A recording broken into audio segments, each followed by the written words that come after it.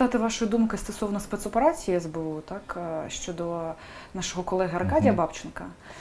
Що цікаво, що Олексій Цимбалюк, він є одеситом, якщо я не помиляюсь. Та так? він родом з Одеського регіону. Так, це кілер, який мав би Хороший виконувати. кілер. Ви його особисто знаєте? Так, я його знаю.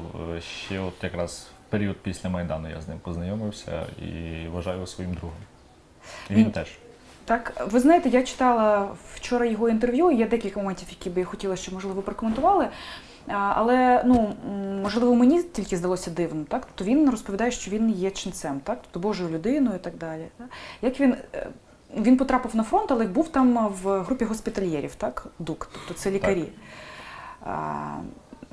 Він якось брав участь в боях? Чому його могли зробити? Звісно, він брав участь в бойових діях. І він сам навіть каже, що в своєму інтерв'ю BBC, що він дуже любить зброю.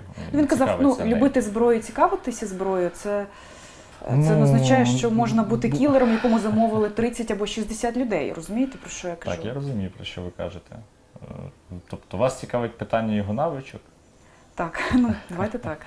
Я думаю, що Олексій з тих людей, які вміють добре користуватися зброєю, але, на жаль, я вам деталі розповідати не можу.